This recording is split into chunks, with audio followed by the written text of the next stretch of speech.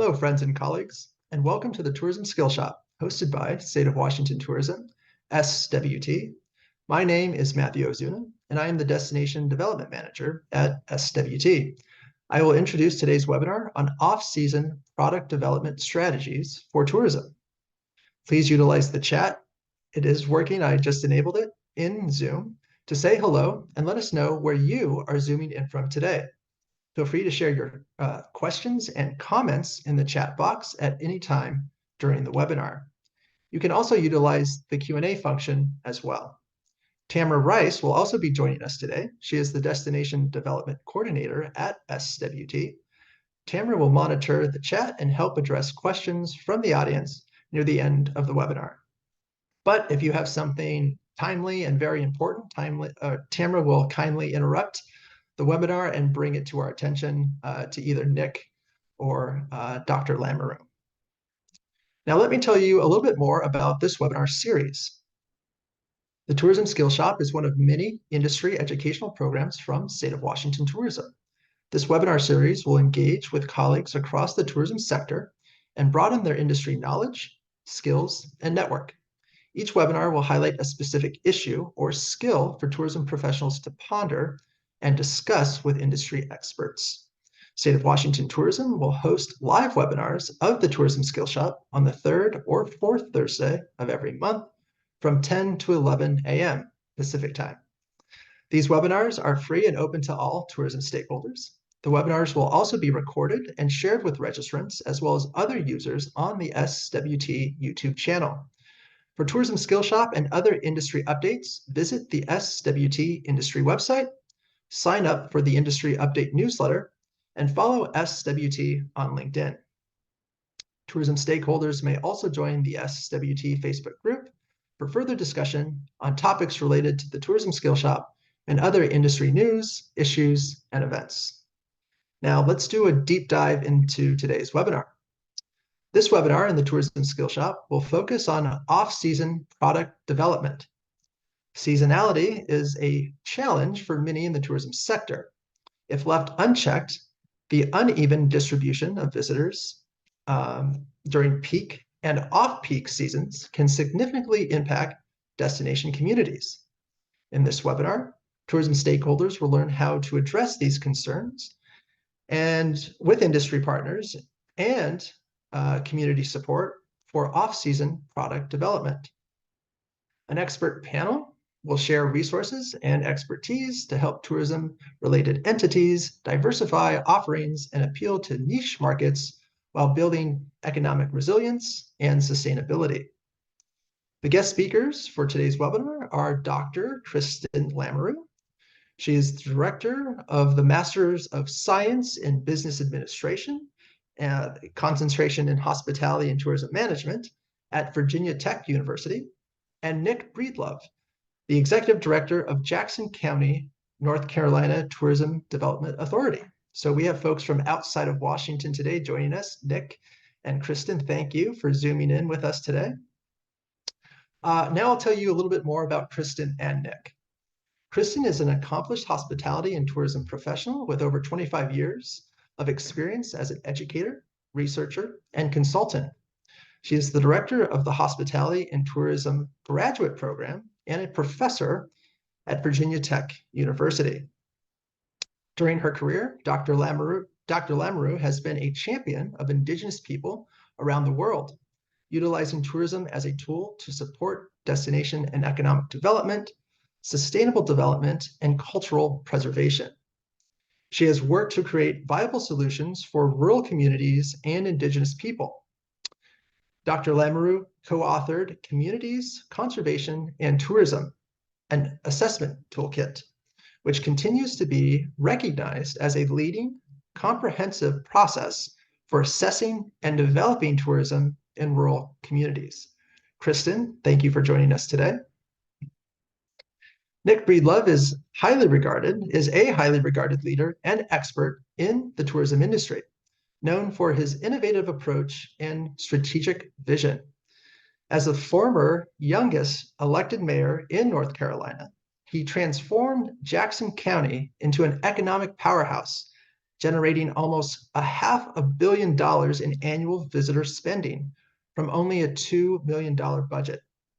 As executive director of Jackson County Tourism Development Authority, he was recognized as the Tourism Office of the Year by the Southeast Tourism Society, one of the top 25 minds in the Americas by Hospitality Sales and Marketing Association International, and awarded the Rising Star in tourism research, in the tourism research field, on a national level. So guest speakers, thank you again for joining us today. I'm excited to jump into this topic. Like I said before with you, before this webinar started, people that are passionate about tourism, that are smart, that have a good time, just talking about anything and everything related to tourism. Time flies, so I'll try to be the best timekeeper I can with the late start that we had today. But we'll jump in right away. Actually, I want to contextualize this webinar a bit more before I turn it over to Dr. Lamoureux. Dr. Lamoureux will start it off first and then followed by Nick, and then we'll have Q&A with the presenters and with the audience at the end of the webinar. So I'm going to try to share my slide deck. I want to pull up my screen, get that ready. Let's see here, share my screen. Okay. And now I'll start from the beginning.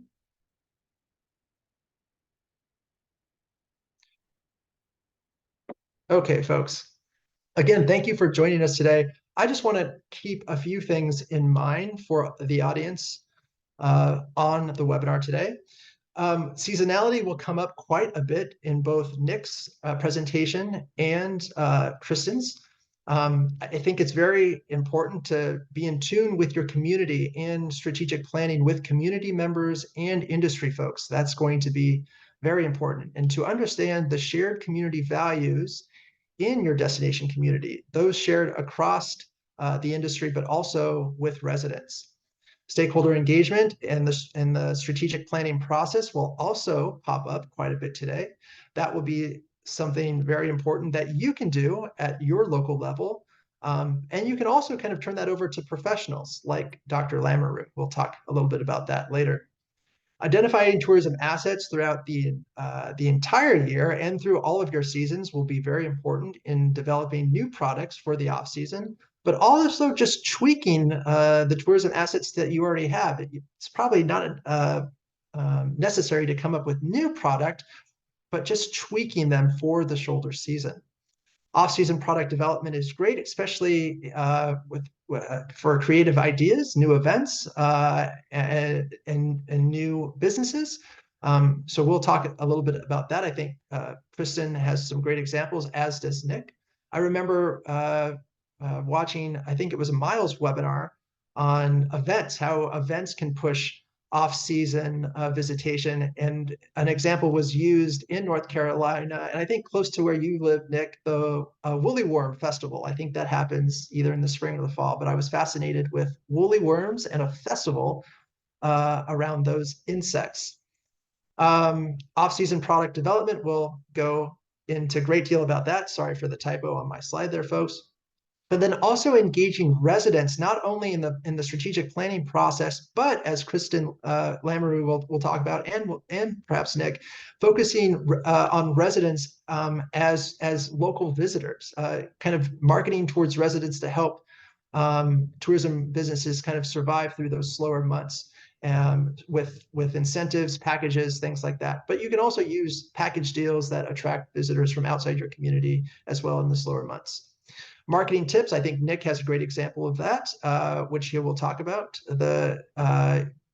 Your secret season, I like that. Instead of the off season, the secret season, come and see his destination in the spring and the fall. And then lastly, folks, all of this can be done with the help of destination planning and development grants from State of Washington Tourism. The grant that's probably for you in relation to the things that we're talking about today will be the Technical Assistance Grant. That grant program, the application period for that grant program opens April 1 and closes at the end of April. That grant program will be available this year and next year. And just a few things to keep in mind. With the technical assistance grant, this grant program is brought to you by a larger federal grant from the Economic Development Administration, awarded to SWT by the Washington State Department of Commerce. So because we're working with federal funds, there's a few more strings attached, more robust grant requirements in terms of reporting. EIN numbers are a must. That's been the case in the last few years with SWT grants, but this year we'll ask for we're also looking for a UBI number you can get that from the Washington State Department of Revenue. And then more importantly, we're looking for UEI. So every grant applicant has to have a UEI, an active registration. You can get more information about that from grants.gov. But then if you're working with a tourism consultant to help you in the strategic planning process, those consultants also have to have UEI active registrations as well. That's something to be that's something to be aware of. Remember that all subcontractors have to be billed on a reimbursement basis. Every dollar has to be tracked. You can't use these federal funds to pay for staff salaries. And then grant projects for the tourism or the technical assistant grant should have a lifespan of about 12 months. And that's pretty consistent with all of the other destination planning and development grants that State of Washington Tourism has. There's no match required for any of these grants, but if you do have a cash match, that will only help you, or any kind of in-kind contribution, whether that's time or materials, expertise, that will help you as well. And then with these grants, like I said earlier, there are stringent reporting requirements. They'll require quarterly check-ins with Tamara Rice, and an interim report, as well as a final report with receipts, budgets, proof of spending, photos, testimonials, you name it.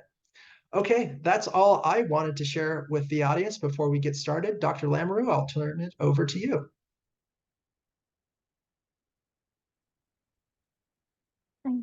Thanks so much, Matt. Great to see everyone. Really excited about being here, not there, but here with you kind of virtually. So it's my honor to be here and talk to you. I am a professor by trade. That's what I do on my daily basis. And I know I have some of my students in the audience, so hey guys. I'm really passionate about destination development. I spent a long time talking about these issues. And product development is one of those things that I kind of approach from two perspectives. One is, I'll call it the geeky professor approach, where I can look at, dozens of articles, which there are, so much academic literature around tourism and how products get developed and off-season versus on-season, peak season, looking at all of these different issues, right? But then there's also, at the end of the day, what's very interesting to me is just the examples that have made a lot of sense for different, for destinations that have had a success. So let me share my screen real quick, and I think hopefully you can all see that. Yes, looks good, Kristin.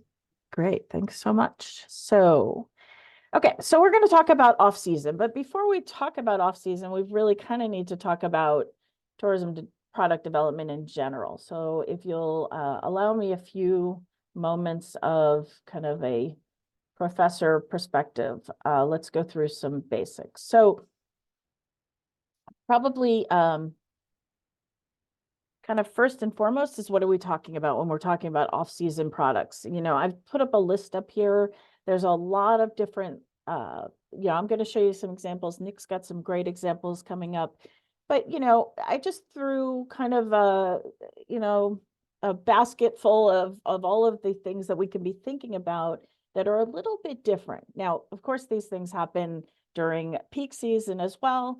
But just to kind of give you an idea of some of the things that we could be thinking about. When we think about tourism products, let's get down to some basics again. I'm not going to preach to you. I'm not going to be a professor in this one, but I thought there were some interesting I thought as I was preparing this webinar, I thought, what is the definition of products? And, Philip Kotler, guru in marketing, I thought it was interesting. He said, these are physical services and symbolic particulars. Now, particulars is not a word I will use on my daily basis, but I thought it was kind of interesting to look at that perspective, which is, the definition we've been using for quite a while.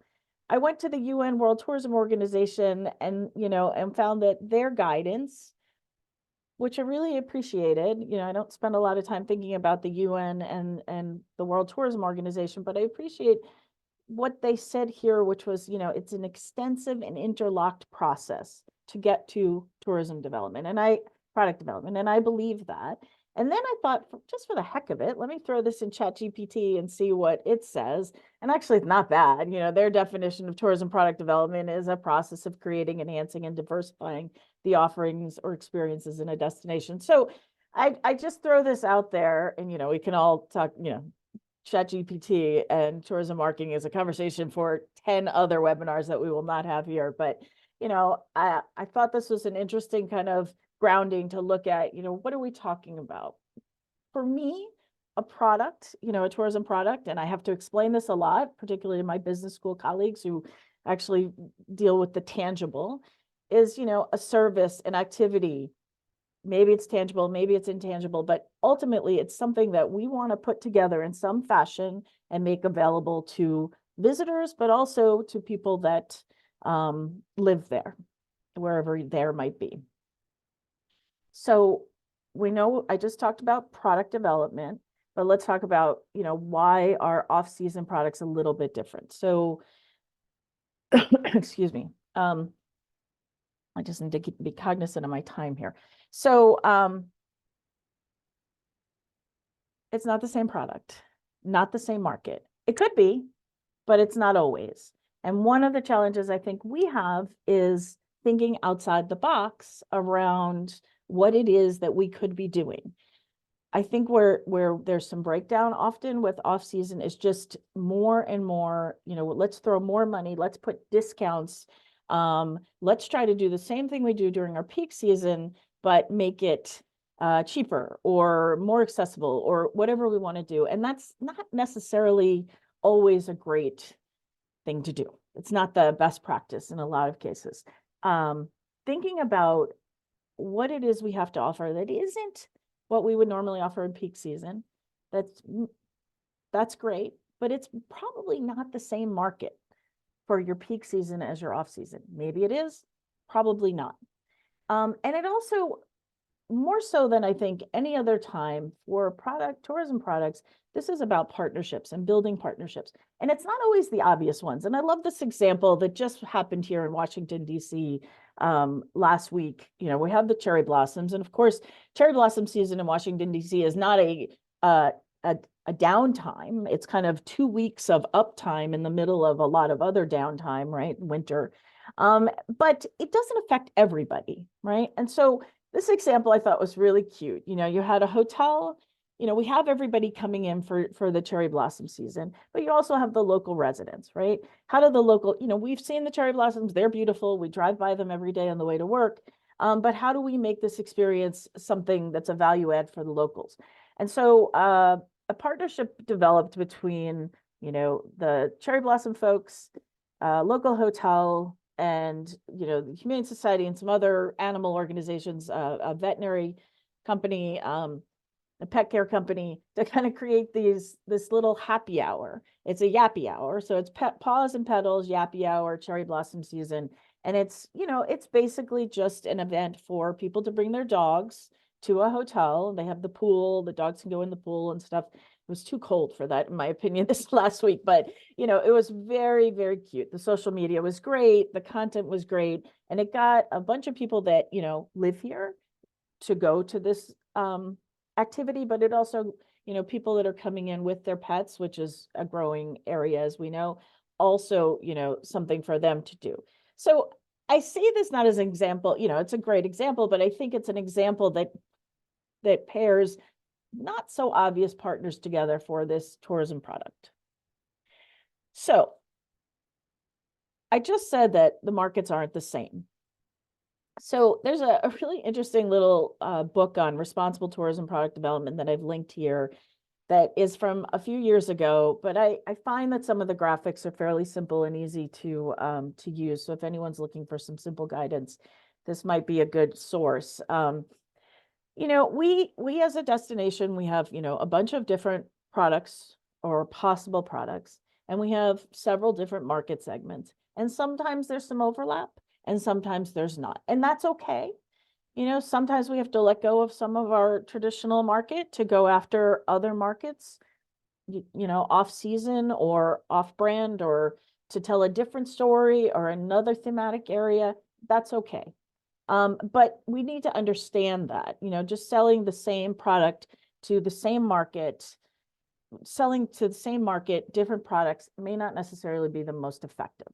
And so one of the ways to kind of figure out, where do you want to be and how do you develop these products is to ask yourself a couple questions. First, the partnership aspect. So once you get off this webinar, I want to challenge you to sit down and write a list of potential partners. Just take a piece of paper, sit in front of your computer, and just think about all of the different people that you could work with on an enriching experience. Maybe it's your winter season. Maybe it's, spring when it's not quite warm enough. There's no snow and there's no sun, but it's the in between. Who could you work with? Who do you know? Who have you seen in your destination, or just, who's interesting, that you could potentially see some opportunities. Write those down. Once you write them down, you can start to make, those connections. Well, here's a market that I know of in my destination, and here's all these potential partners. Is there a connection? Can I draw a line to something that the national park or maybe one of our native communities have that might be interesting to this market that we're thinking about going after, or that we see as a possible opportunity, right? So start to make those connections. Think about who can you partner with? And then you think about, what it is. And maybe you ask these questions in reverse, whatever your process is, but, say to yourself, I want our guests to know something, whether it's an experience, understand something, know something, gain some knowledge, blank, when they leave our destination. So I want our guests, I live outside of Washington, D.C. I live in Alexandria, Virginia. And I know when I have a guest come to visit me as a resident here, I know, depending on, the time of year or the people that are coming, what I want them to experience. So I'm their ambassador for the day or whatever it is, and I know what I want them to experience. Same thing with my students. I know when I have a student coming from outside of the region, as a professor, I know that I have to teach them, but I also want them to experience certain things in this destination. And so think about, that question. It's not the easiest question to answer and to kind of pare down. Putting those two together, you can start to kind of formulate where your product might go. And then you need to think about this next piece, which is the value add. So the value add is, how do I take a product, a commodity, and I actually pump it up to become something that, we can frankly charge more for, would be more attractive to a specific group of people, or maybe to a larger group of people. And I love the example. I saw this example. This example I have here on the screen is a great example. It's wine, and I thought it was appropriate for the destination. But another really appropriate example for the destination is coffee. I saw this originally when we were talking about the progression of value add to a product related to coffee. So you think about coffee. Coffee is a coffee bean, right? That's the essence of it. And you can go to the grocery store and buy a can of, Folgers, Maxwell House, whatever. And that's not really an experience. You pay a little bit more than you would pay for the bean. Or you could go to, any corner coffee shop and buy, and so you get a little, I'm not making it at home. It's not a $4 can of coffee. Now I'm paying a couple dollars more, but I'm getting coffee. Somebody's made it for me. They've given it to me. I don't have to go through the process of making it. And then you take it to the next level, to the experience. It's something that we all know Starbucks has tried to do, has, started this process getting us thinking about coffee as an experience. And, now many more have followed suit. This idea that I took a coffee bean and now I have this location where I'm interacting, maybe I'm doing a tasting, maybe I'm sitting and working because I like the experience of being there versus home. So it's this whole, a coffee bean, costs this, the experience is this much more. And the greater differentiation you get from the original commodity to where you need to be, higher yield and the higher price. So thinking about, as you're creating these experiences, not just the basics, but where can we take this? And if you're interested in this topic, there's a really great little toolkit that I've linked here. It's a toolkit for tourism destinations that the folks in Newfoundland and Labrador in Canada have come out with. It's a very hands-on little document, great document with some checklists and some other stuff if you're interested in this. So basically, as I've alluded to, off-season partnerships is basically about collaboration and creativity, and starting with your local partners through the questions I just posed to you, but then thinking even further. Is there a multi-region off-season partnership that might be available? So think small, go big. But what does that mean? So it's not so easy to just think about partnerships and say, I want to work with a bunch of people. We need to be thinking about, what does it mean? What are these products going to get us? And so this is a kind of an easy way to think about this. We have consumer requirements. Those are the basics, why is it going to be attractive? And why am I going to go there? What are the core features? And then you have, your partners, whether it's attractions, businesses, individual businesses, and they have business concerns. Is it a viable market? Is it a viable, will it sell? And then you have other stakeholders, maybe your conservation organizations or your local chambers of commerce, and they're looking at, or even your local government, they're looking at, what are the benefits and will this make sense? And then other things you need to think about, and I deal with this all the time, where products are being developed that don't necessarily have the labor to do it. So that's a whole other issue that we need to be thinking about. So just the criteria for thinking about your tourism products. And then before I want to share with you some examples. And Matt, how am I doing on time? You're good. You have 8 minutes. Okay. So lastly, before I get into the examples, the case studies, is looking at just the idea of packaging and why is there a value in packaging, particularly in the off season. And again, it comes down to these partnerships in building partner opportunities, but also, it's easier for the visitor. You're probably going to be able to appeal to a wider set of markets, get them to stay longer, spend more money. It's an opportunity for a soft entry to maybe smaller products or newer products. And I love the idea of packaging, particularly because it comes in the form of being able to help those that need help, and support local entrepreneurs. And maybe you're cooperating to compete, right? Maybe it's a situation where you're facilitating economic development because, again, rising tide floats all ships, right? But you're creating opportunities for smaller entities to be able to plug into these off-season opportunities where they may not necessarily have been able to do so, right? So, so I want to get into some examples real quick of some partnerships and off-season product development examples that I've seen. So, on this side of the country, on this coast, we have Charlottesville, Virginia, which is about an hour and a half, 2 hours south of Virginia, and it's a beautiful destination, home of a university, very important historically, home of one of our founding fathers, but also a destination that's seen some challenges, or had seen some challenges, and has worked very, very hard to kind of project the image that is true Charlottesville. And so this information, this example is just one case where, I'm going to go from kind of destination down to property level with my examples. This is a case where, Visit Charlottesville had worked with this particular property, Boar's Head Resort, and they'd come up with the Winter Wanderer, which is a light show, Christmas light show. And they added some things to it, wine from local wineries, hot chocolate, opportunities for family. What's interesting to me is this came out of a very similar grant program than Matt has. It was the first 2 years were provided that Matt had mentioned earlier. The first 2 years were provided from seed funding from the DMO. It evolved into an annual event. It's very popular. It is a property specific activity, but they've been able to do so well that they're now the overflow is going into additional hotels. They partnered again with local food trucks on rotation so that nobody is left out. They're local musicians, local wineries. And it's really become something that they've been able to put into their long-term plan.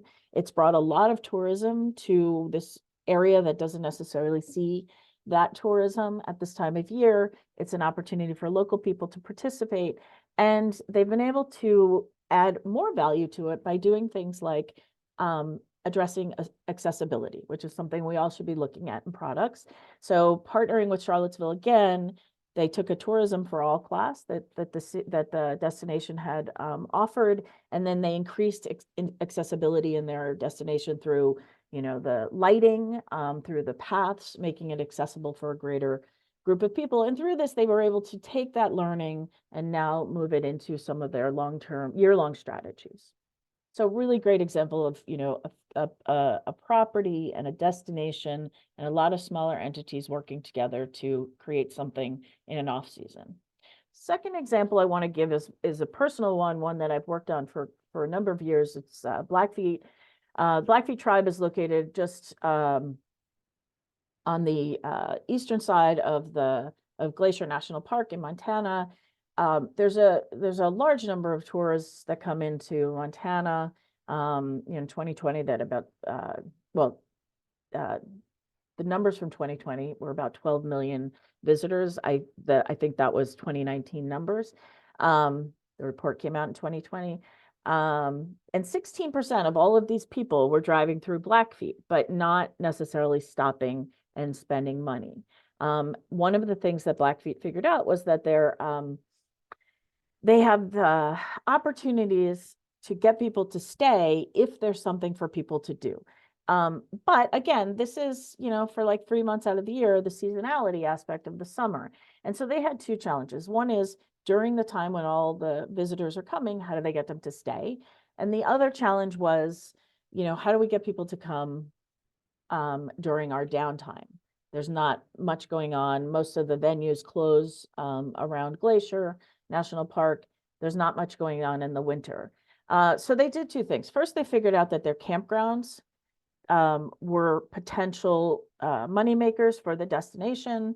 And they were able to figure out a really unique partnership with Blackfeet Manpower, which is their social services program. So Blackfeet Manpower took over the management of their four campgrounds that they have on the reservation, and they turn those around with labor from their social services program. So they're employing people that are in their social services program into the campground program and making this an opportunity for job creation, but also revenue generation. It's also open to the community as well. But of course, that's a problem. Campgrounds, you can't really camp with 3 feet of snow on the ground. And so one of the things they came up with was Winter Wonderland.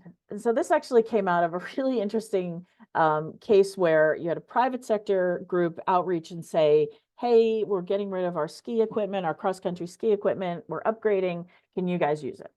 And so that material was donated, and they took these campgrounds, or in this case, one campground, and they basically, Red Eagle Campground in Montana, and they basically turned it into this massive cross-country ski destination with mapping, with trails. They have sled races, cross-country skiing, snowshoeing, just a whole bunch of winter activities.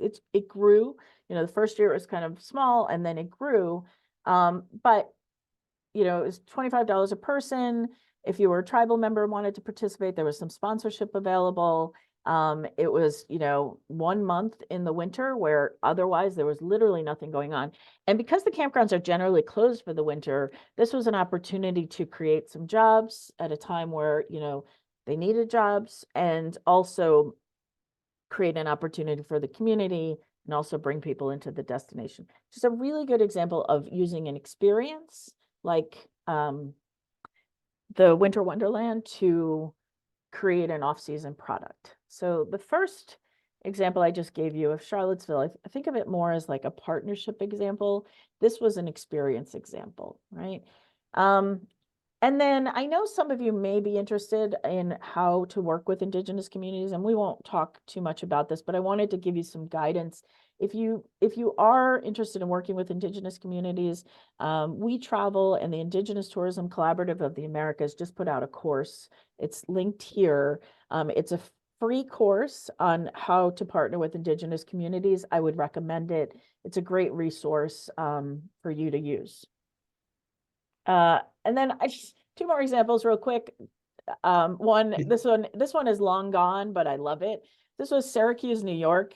They embraced the story that Syracuse in upstate New York is just cold in the winter. And so they actually made this competition to try to attract Mr. Winter, seen here, to their destination. Now, we all know there's not a Mr. Winter, but they created this gentleman, painted him, blue, and did a series of very funny, sarcastic videos about, the sadness of Mr. Winter, that nobody wants him. Everybody's always sending him away. So he's just going to live in Syracuse, and they're going to embrace that. So Syracuse is very cold, lots of snow. They had to embrace the fact that, they were a cold destination that doesn't get a lot of people. And so instead of trying to say, well, maybe, you can still come or try to do what you do in the winter, in the summer, in the winter, they said, no, we're winter. And we're so winter that the guy, Mr. Winter, lives here, and so it was really cute. And they got partnership opportunities, community engagement. They did a lot of great little videos that got all kinds of play that were, that had nothing to do with visiting. You can still Google, the videos on YouTube, and, they're very funny and had nothing to do with, people. It attracted a new group of people that weren't necessarily thinking about going to Syracuse. I like that. Lean into the obvious or the Yeah, awkwardness and own yeah, it, and then yeah. No, get and some we've free seen media out of others. it as well. I think there was other examples where, another destination in DC, in upstate New York, it was so cold. They just said, yeah, don't come here. Come here in the winter. Don't come here now. And that grew. That was a lot of buzz, right? So brought attention to the destination. But yeah, this one I love this story. And then lastly, a really cute little example that, again, it's a Washington, D.C. example. So the Anderson House in Washington, D.C. is right off of DuPont Circle, right in the middle of all the embassies and everything, and very old, very historic, very, kind of what we would think of as a historic property that was home of one of our founding fathers. Gets no play, very little play in the winter. There's not a lot of people, especially like March, where things are starting to get warm. There's not a lot of people going to these historic houses, or to this historic house, or at least not in the droves. And so they came up with this partnership with the DC. Oh, and I'm sorry I didn't have it here. So it's a historic property, and a group of floral artists. So there's a collaborative of floral artists.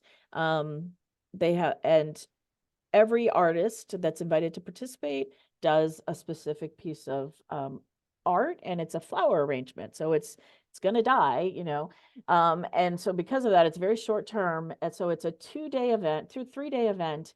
It's I think $15 a person to go in, visit the mansion, and look at all of these. And there was probably about 30 floral displays, and each one of them had a story like this. Some of them representative of DC, some of them representative of the history. The blue one that you see in the bottom was, speaking to the connection between Japan and the United States, long-term history. So what was astounding to me is, at a time where people are, it's cold, generally stay home, this was, you know, they had a reception that was sold out. It was open for 3 days. This was standing room only. This event is standing room only. It gets picked up by all the local channels. People go out, people dress up in all kinds of fancy clothing to take pictures of themselves with these floral designs. And I know, speaking of markets, that the market of this event is not their market for the historic properties at all. This is a completely different group of people.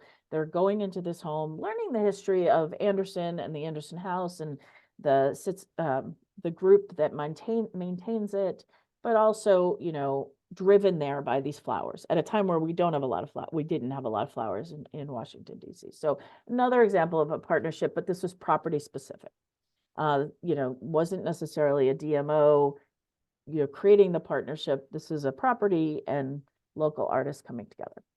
So I'm out of time, but I appreciate the opportunity to speak to you. And Nick is going to have some great examples. This is my email, and I'm around for questions when we're done. Thank you. Thank you, Professor. Nick, we'll turn it over to you. Go ahead and share your screen. Thank you. I just have to say, wow, I attend a lot of conferences and webinars, and that was one of the highest value informational presentations I've seen in a long time. So kudos to Kristin. Thank you.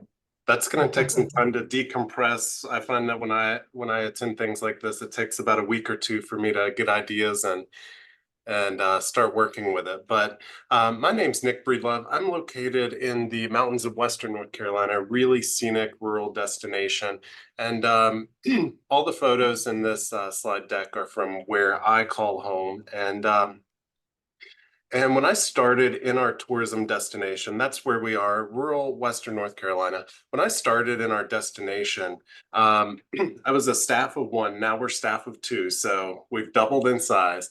I started with a $700,000 budget, and now we're roughly at around 3 million. So a lot of our success is due to partnerships, and it's great to see Matthew and his colleagues at the state of Washington actually provide grants. That's amazing, and I encourage you to take advantage of those. We don't have something like that in North Carolina. I wish we did. So a lot of the stuff we've done is little to no cost. But I'll share with you two case studies of how we've built a product without a lot of money and had a lot of success from it. I love this view of the Blue Ridge Parkway. We are 20 minutes from the two most visited national park sites in the US, the Blue Ridge Parkway and the Great Smoky Mountains National Park. And you are literally above the clouds on some of our hikes. It's absolutely stunning. We have waterfalls, we have hiking, a lot of the same assets Washington State does. And this is our historic downtown in Silva. And we're a county-wide DMO, so we've got about 44,000 people in our county. The first case study I wanted to share with you is we have a natural asset in Silva. It's a 1,500 acre park that is owned by the town, which is a really unique thing. A lot of parks and things of that nature are owned by the Forest Service or other entities. It's pretty rare for a town to own 1,500 acres of a park. And one of the things we were approached about is, can we make it a forest therapy trail? And I said, what's a forest therapy trail, first off?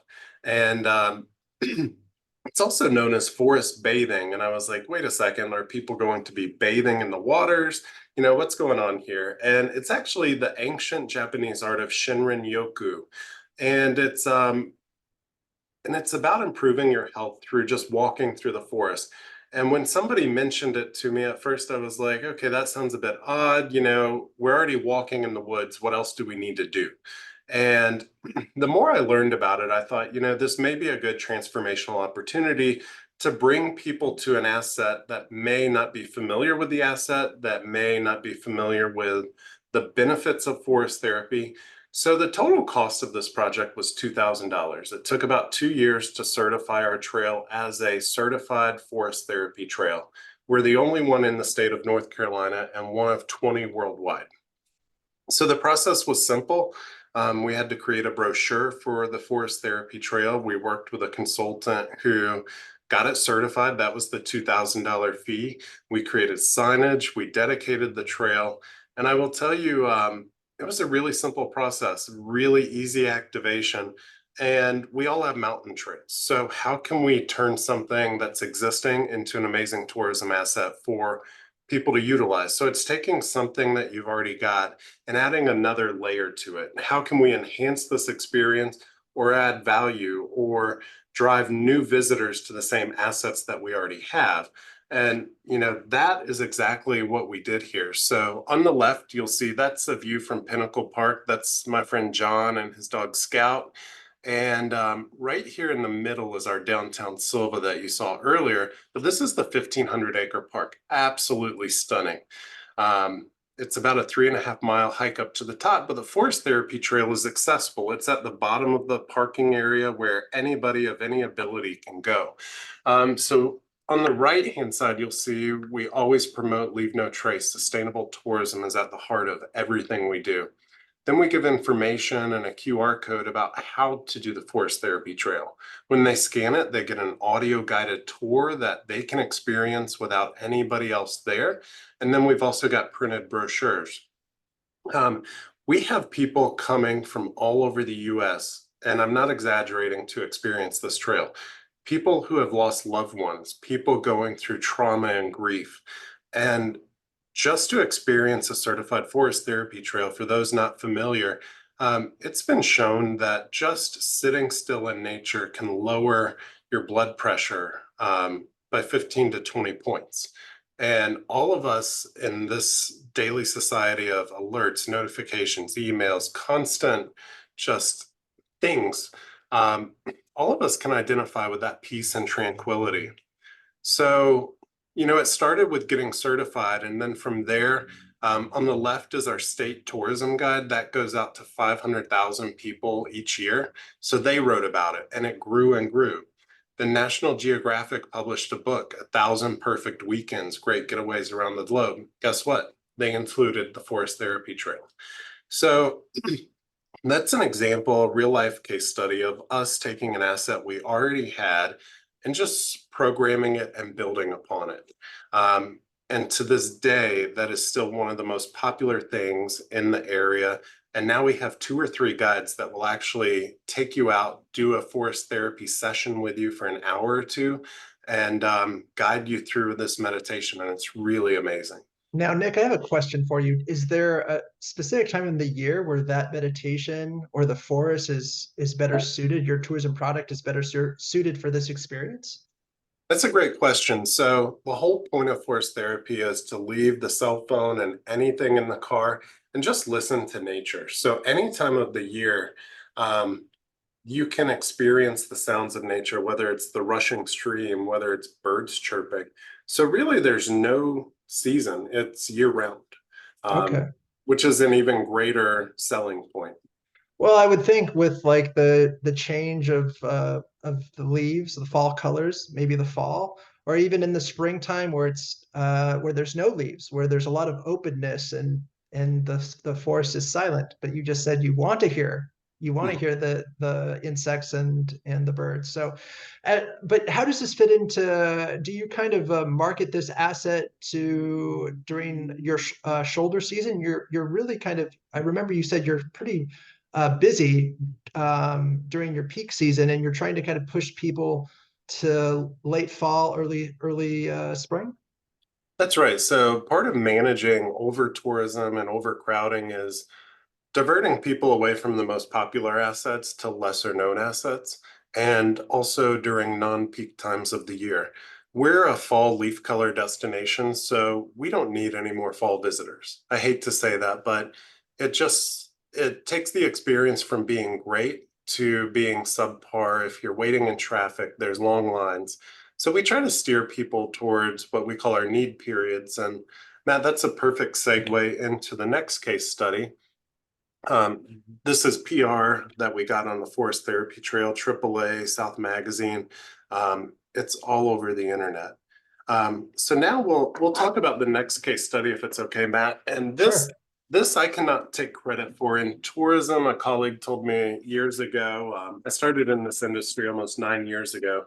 He said, we're all looking at what others are doing and copying it, adapting it to our destination. You know, if something works, there's no reason to reinvent the wheel.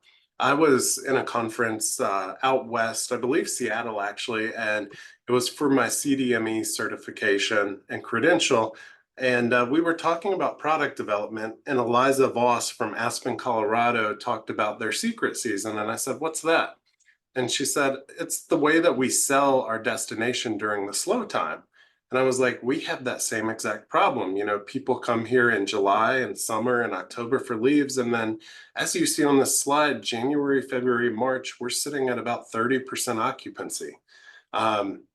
And I said, "Do you mind if I steal that?" And she said, "Absolutely. It's worked terrific for us." So feel free to retool this and use it for your destination because it's worked wonders for us. So we did a strategic plan back in 2018 and we realized, you know, look at these peaks in July and October. We don't need to advertise then. It's not the mantra of, you know, we don't need to spend money to advertise, they'll come anyway. It's, you know, if we're already at 70 to 80% occupancy, we're spending tens of thousands of dollars to fill the remaining 20% of the rooms. Why not spend that money during our need period to boost the 30 and 40% occupancy up to 50 and 60%? So that's really where we started. And we started this campaign small, and I'll sort of walk you through how we did it. The first thing we did was we worked with our hoteliers to say, you know, we realize you're not selling rooms in January. So give us some specials so we can help sell for you. This page on our website, it's only live a couple months of the year, and it has our secret season deals. And save on Sundays, winter getaway. So buy 2 nights, get the 3rd night free, midweek stays are half off.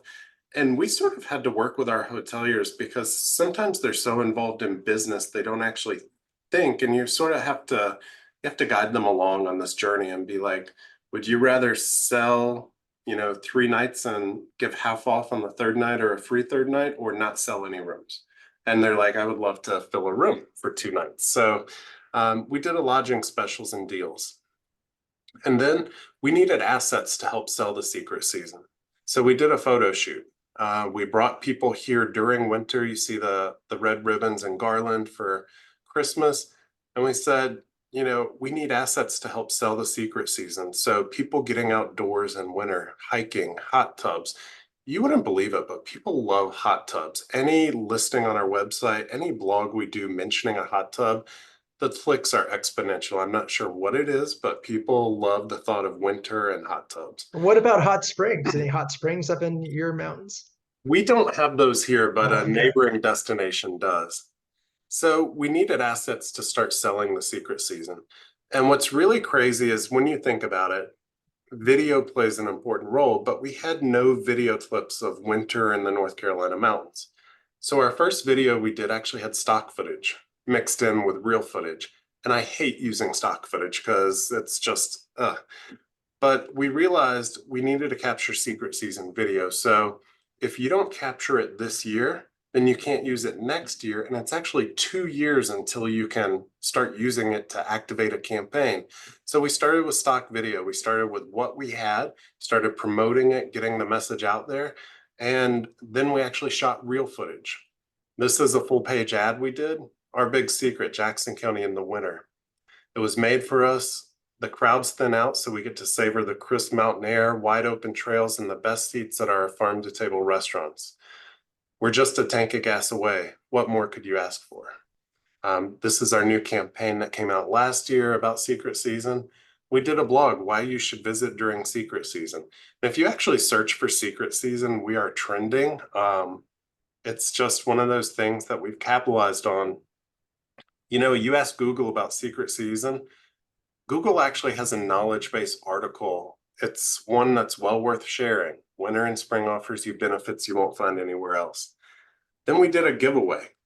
You know, getting people here during the secret season. You get a $150 Visa gift card. You get to stay at a luxury resort, and you get dinner for 2 at a really nice Michelin chef restaurant. So the results of secret season campaign, We've increased occupancy 10% on average between January and March, a 10% lift in people stay. And you think, okay, that's good for your business goals. But when you think about it, and you're bringing people here during that period, we have a lot of businesses that shut down the entire month of January and February because there's no visitors. So we start to bring more people here. We bridge the seasonality. Businesses stay open longer. They don't shut down. Or maybe it's just, they open on Wednesday through Saturday. But we're bridging that. We're building the program. And we're turning it into a more year-round destination versus summer and fall leaf season. Well said, Nick. Good job. Yeah, absolutely. Thank you. Okay, well, thank you so much. You answered all of my questions in your presentation, and we're right at the hour. Folks, we started a little bit late, and I do apologize. I know Nick and Kristin can stay on a little later. So if you folks want to stay on and ask questions, now's a great time to do that. I'm looking at the chat, and I'll wait for those to come in. Nick, you talked about your the forest meditation, and that came out as a result of strategic planning with your industry partners and community members. How long was that planning? How long did it take? How much did it cost? What advice would you have for other folks about to start similar strategic planning efforts? Great question. So when I started, we had zero research, zero budget for research.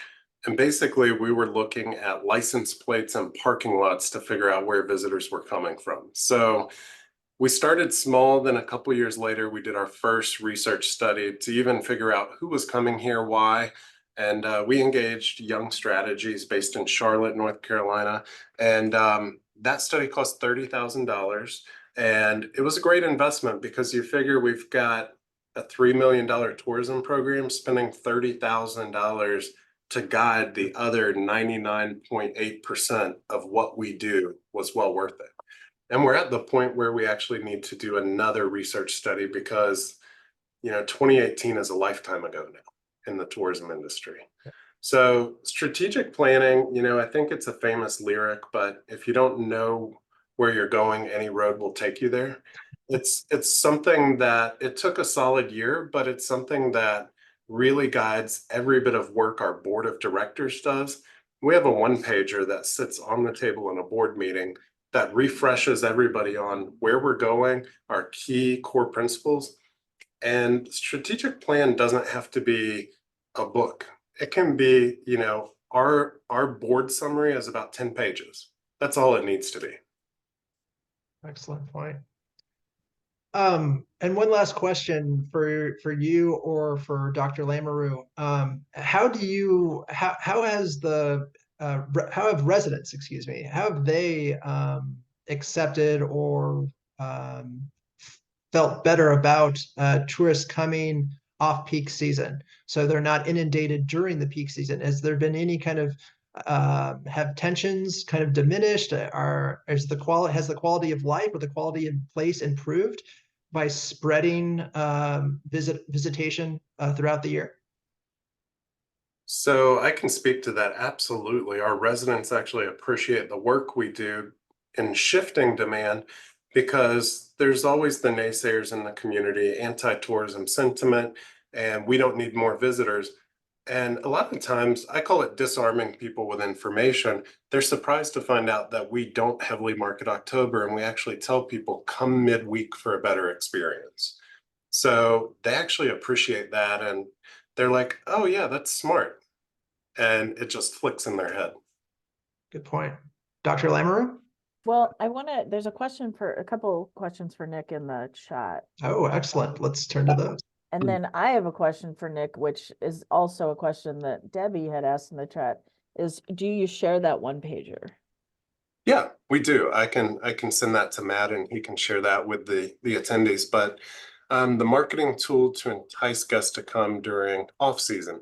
So really we activate all different channels, whether it's print, social, but we also realize there's a certain market that will come here during our off season. So a lot of people think winter is, 12 inches of snow and you get stuck somewhere, you need four-wheel drive. Actually, our winters are pretty mild. So when you're thinking Syracuse, the home of winter, excellent campaign, by the way. Our winters are actually mild, so a lot of it is messaging around the types of winters we have. We don't show images anymore of snow-covered mountains and cabins covered in snow. We show frost-covered peaks because that's really what we have. We have 1 or 2 snows a year now, so it's more about the way that we deliver the message as opposed to the platform. But also we recognize that someone in Tampa may enjoy the heat or even more mild temps and not necessarily colder weather, but it's an easier sell in market to North Carolinians to drive across the state to experience that as opposed to, say, the Tampa resident. So it's all about finding the right message, the right audience, and the right delivery method to reach them. So Nick, let me ask a follow-up question from Sarah. Is there a specific demographic you go after for the off season? Is it retirees? Is it young people for the spring break crowd, early spring break to come and do some hiking and hang out in your destination? Is there any one demographic in particular that you target? No, and the reason why is when I started in this industry, and I seem too young to say that, but when I started almost 9 years ago, you boxed people into categories, as in senior citizens were just looking for a luxury stay and, a spa experience. And 20-year-olds were looking for hiking. And now you can't assume anything about your visitor. People that are in their 60s and 70s, they want to be active and outdoors. They want to experience things. They want to try culinary. They want to explore. So really, you can't assume any demographic is in any one pathway. So really, we try to spread the message to multiple demographics. But when we're writing a blog, we realize our website audience is 55 to 65 primarily. We look at all of those sort of messaging platforms, like our threads, our Instagram tend to be 25 to 34 years old. So we think about how we deliver that message to which platform and which persona that we try to target. Excellent, thank you. Maybe another question or two, folks, before we sign off today. Thanks for staying on a little extra with us. Nick, I was very interested to hear, for the forest experience, did you find yourself partnering for outreach to, I don't know, some wellness groups, or, I'm just thinking that that's a different world entirely. Mm-hmm. People that may not necessarily call themselves tourists. Sure. So we actually let our PR firm take most of the heavy lift on getting that word out there. And wellness travel in the last few years post-COVID has increasingly grown. And I think that's something that any destination can capitalize on. You don't necessarily even need a forest therapy trail, but just selling your wellness assets. There's so many different types of wellness, whether it's yoga classes, whether it's wildflower walks, whether it's any sort of thing that takes you out of this digital world and puts you in nature and reconnects you. I think it's always going to be a valuable proposition for visitors and residents alike. Good point. Nick, Debbie has a comment for you. Have you partnered with any medical professionals? Can they write a prescription for forest bathing? That's funny.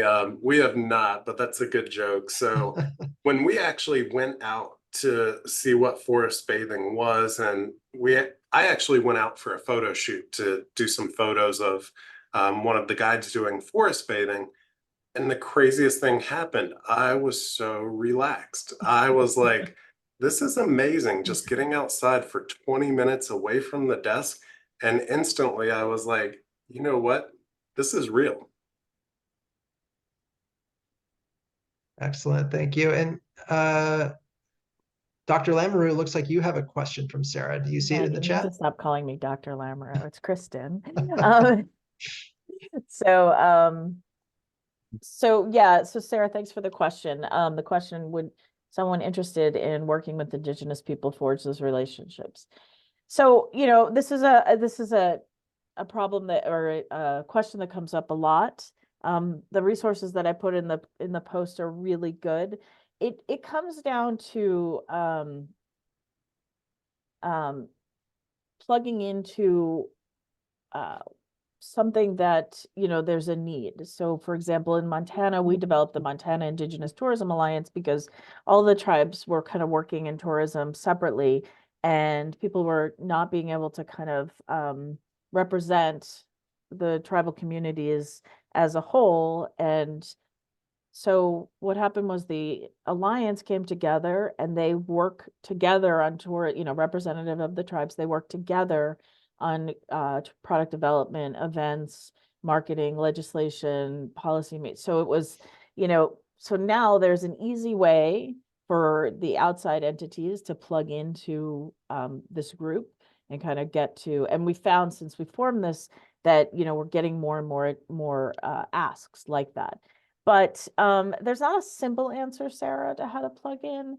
Listening is always a great way to start. You know, here in Virginia, we have several tribes that have just been federally recognized in the last few years, and they're trying to figure out what their tourism offerings are. And so having some skill sets that you could reach out and ask, and then listen to what they need. There's been a lot of talking to and not a lot of listening. So listening to, you know, your tribal communities and working with them at the level that they want to work is a good. Yeah. Thanks for sharing the strategic plan, Nick. Yeah, thanks, Nick, and thank you, Kristin. I will share, if it's okay with you, slide decks with the participants on the webinar with us today. This will also be recorded for those participants, but then other users on YouTube can watch this video anytime. And then, folks, we have a webinar on, I think, early April. I think April 3rd, as a matter of fact, that will focus on the technical assistance grant from State of Washington Tourism, which is coming up in just a few days. So stay tuned for that. And stay tuned next month when we focus on cultural heritage tourism in the Tourism Skillshop. So thanks again, panelists. And thank you, webinar attendees. We will talk to you later. Take care. Thank you. Nick and Kristin, do you mind staying on?